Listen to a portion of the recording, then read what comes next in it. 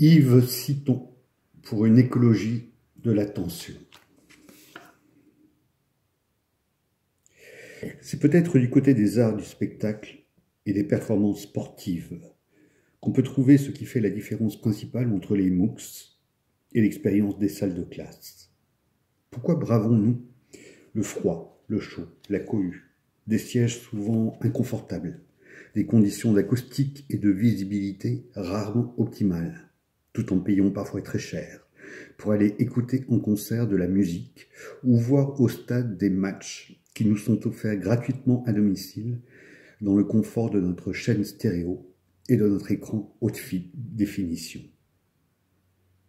Je répondrai à l'aide de 4 principes de base ancrés dans l'analyse de l'attention conjointe.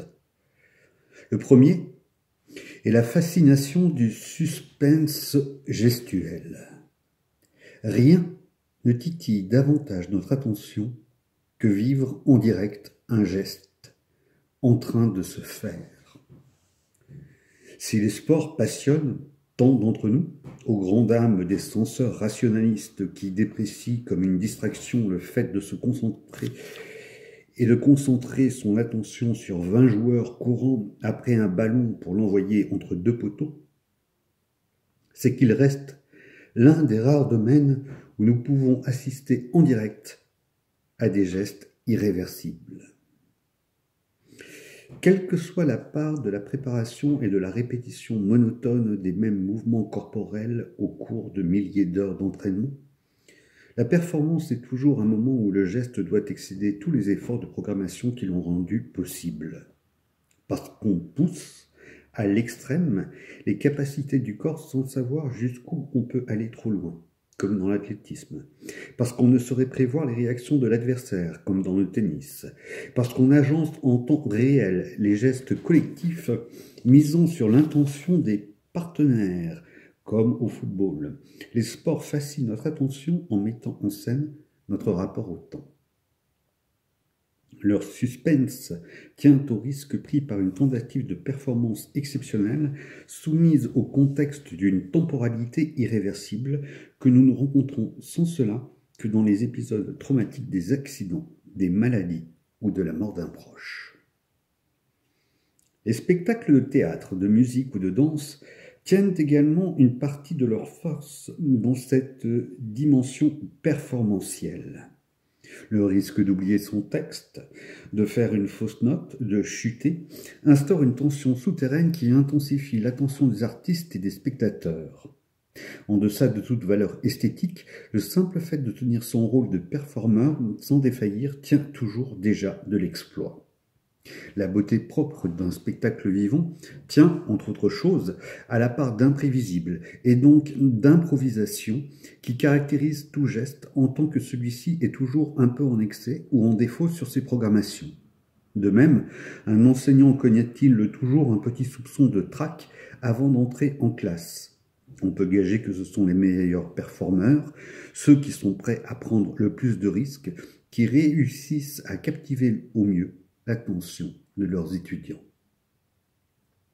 Ce suspense gestuel ne relève toutefois que d'un rapport au temps.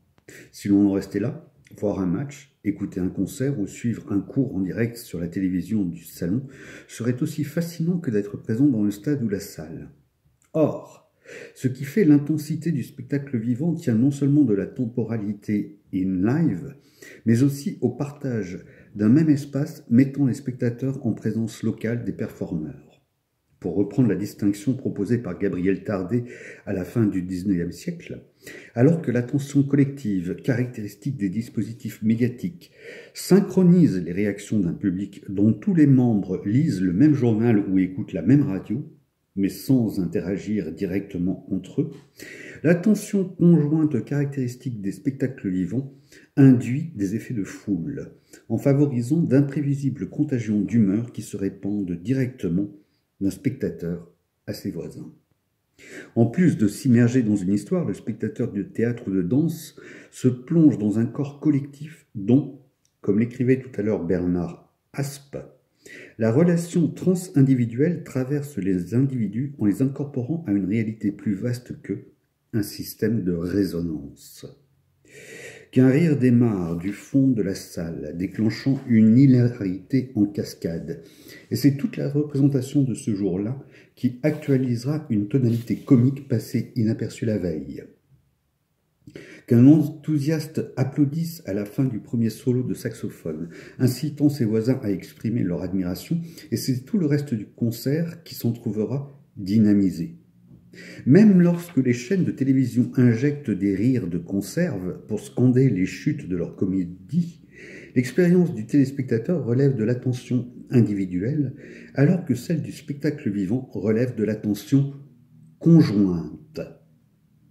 Chacun oriente son écoute, ses regards et ses réactions en fonction des écoutes, des regards et des réactions des autres spectateurs. Le frisson, propre à l'expérience de la salle ou du stade, tient donc en partie aux résonances qui fait vibrer en moi l'immersion dans une foule dont le rituel de la hola célèbre emblématiquement l'exaltation jubilatoire. La relation à l'espace est toutefois plus complexe que la simple immersion dans un ensemble de corps résonnants. L'écosystème attentionnel de la salle et du stade est en effet structuré par la centralité des performeurs, auxquels la concentration des regards de la foule confère une aura exceptionnelle. L'intérieur de cet espace s'organise donc autour d'un prestige de la proximité. Plus on se trouve près du performeur, surtout si celui-ci est par ailleurs une star médiatique, plus notre attention tendra à s'électrifier. Voir à la télévision un grand plan d'une vedette de tennis ou d'une actrice couronnée d'Oscar n'a rien de très stimulant. Nos écrans en sont constamment saturés. La perspective de se trouver physiquement à 2, voire à 10 ou 20 mètres d'elle suffit à faire braver les intempéries, les embouteillages et les files d'attente. Cette attention est toute émotionnelle, nous n'avons rien à espérer en apprendre, mais notre cœur en bat irrésistiblement plus vite et plus fort.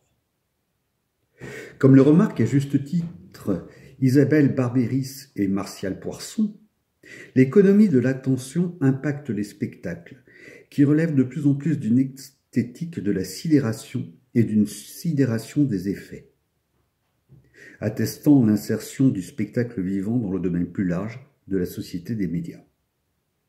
Un effet particulièrement sensible de ces insertions se manifeste dans la façon dont l'écosystème scénique se voit structuré par la constitution médiatique de la prééminence, pour reprendre le terme par lequel Georges Franck désigne le sommet de la notoriété au sein de l'asymétrie attentionnelle induite par les masses médias. Toute performance scénique est porteuse d'une dimension sacrée, sans doute du fait du risque de mort symbolique à laquelle s'expose le performeur si son geste, intrinsèquement fragile dans le cas des artistes et des sportifs, n'est pas à la hauteur des attentes qu'il a suscitées. Comme le remarquait déjà Edgar Morin dès les années 50, la prééminence médiatique qui fait briller l'aura des stars donne le sentiment de voir un dieu vivant descendre sur terre dans l'espace sacré de la scène ou du stade, sous nos yeux éblouis, à portée de regard, parfois de main, voire bénédiction suprême d'autographe. C'est pour déjouer de tels effets d'aura qui grandissent, sacralisent et divinisent les occupants de la scène, créant une disproportion intimidante et paralysante envers les obscurs anonymes peuplant la salle, qu'Olivier Bosson a proposé le slogan de l'échelle 1 sur 1. Ce slogan indique le rapport qu'on veut instaurer avec le public. On veut être à la même échelle que lui. À l'échelle 1, on conserve une certaine continuité dans les rapports. Pour le dire autrement, 1 sur 1 est une formule magique pour conjurer l'aura qui s'attache vite aux gens sur scène, qui brise la relation, la rend exagérément asymétrique. En abordant ces domaines à l'échelle 1 sur 1, avec notre slogan, notre outil, on se pose dans chaque cas la question des auras qui y sont à l'œuvre, les codes, les simagrées, les 1000 biais qui font qu'on devrait voir une personne et qu'on ne la voit pas ou peu, comme si elle était plus ou moins absente. On essaiera de craquer ces codes et de les apprécier pour eux-mêmes, pour leur qualité d'artifice. Et à côté, on verra les gens, les êtres, les objets aussi, dans leur évidente existence. On observera les deux côte à côte, simultanément. En somme, 1 sur 1 à avoir avec la présence elle-même en partie liée avec la sincérité et plus encore avec les endroits où on situe la sincérité.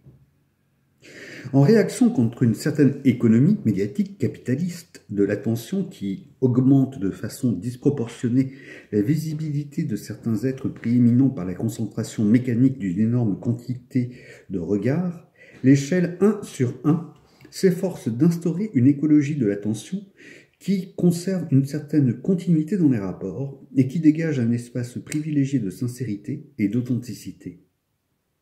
Or, une telle écologie est en quelque sorte inhérente aux coordonnées de base du spectacle vivant. En dépit de tout le brillant médiatique qui divinise le statut des stars, une scène de théâtre, un club de rock, une salle de basketball donnent à voir des corps dans toute leur vulnérabilité et leur faillibilité. Aussi dopée que soit l'athlète, aussi imbue d'elle-même que soit la star, c'est bien une certaine forme de sincérité qu'instaure la proximité des corps. Ce qui fait l'intensité propre à la rencontre d'une célébrité dans la rue ou sur une scène, c'est justement qu'on la retrouve dans sa dimension humaine, à l'échelle de son corps biologique, à travers l'aura de son exaltation médiatique, dont elle continue de briller néanmoins à nos yeux éblouis. Quatrième et dernier principe aidant à comprendre la propriété de l'écosystème attentionnel qui fait l'attrait du spectacle vivant. Le privilège de l'échelle 1 sur 1 permet simultanément de jouir des asymétries attentionnelles induites par les dispositifs médiatiques et de les redimensionner à l'échelle de la présence corporelle en situation de proximité. Après avoir observé la Terre vue depuis Saturne pour saisir les flux globaux de l'attention collective, après avoir analysé comment les asymétries de l'économie de l'attention capitaliste gonflent certains d'entre nous au-delà de toute taille humaine, l'étude de l'attention présentielle nous ramène à l'échelle 1 sur 1. Pour se construire, nos subjectivités ont besoin du voisinage sensible des corps attentifs, éprouvés dans l'immédiateté de la présence physique. C'est en rapport intime avec leurs objets d'attention, leurs tonalités émotionnelles, leurs attirances et leurs répugnances, telles qu'elles nous traversent et nous habitent par les effets de résonance affective, que nous structurons, orientons, sustentons notre personnalité. Les écosystèmes attentionnels proposés par les situations de dialogue, d'enseignement ou de spectacle vivant doivent leur richesse, entre autres choses, à l'intensité très particulière qui émane des dispositifs présentiels. Assister à un geste en train de se faire, dans la fragilité de cette nécessaire improvisation. Affermir ses affects grâce à des effets de foule, portant ce que nous sentons au-delà de ce que nous savons.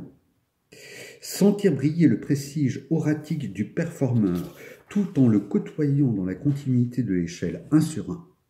Tout cela qui contribue à la richesse de la conversation, de la salle de classe ou de spectacle, se perd lorsqu'on tente d'en diffuser le squelette asséché sous la forme de MOOCs ou de théâtre télévisé. La tension conjointe décrite dans ce chapitre instaure des effets d'envoûtement présentiel qui trament notre affectivité à travers l'entrefécondation d'attention, croisée, communion dans une relation de présence immédiate de corps à corps. Cet envoûtement présentiel est d'une nature différente des envoûtements médiatiques qui canalisent notre attention collective, parce qu'il se constitue à une échelle nécessairement limitée par le nombre de participants. Ce qu'il perd en extension, il le gagne toutefois en intensité. Voilà sans doute pourquoi nous allons encore au spectacle. Voilà pourquoi les MOOC aideront à supplémenter les enseignements présentiels sans pouvoir se substituer à eux. Voilà pourquoi, au fur et à mesure qu'augmentent nos communications en ligne, nous devrons apprendre à reconstituer des espaces conviviaux d'attention présentielle. En classe, en médiathèque, au théâtre, au musée, au café, dans les lieux de culte et de culture. Nous avons irrémédiablement besoin de voûtes pour raisonner et raisonner ensemble. À nous de protéger et d'inventer celles qui aideront à mieux penser et à mieux agir ensemble, à être plus présents à nous-mêmes en nous accordant mieux l'attention d'autrui.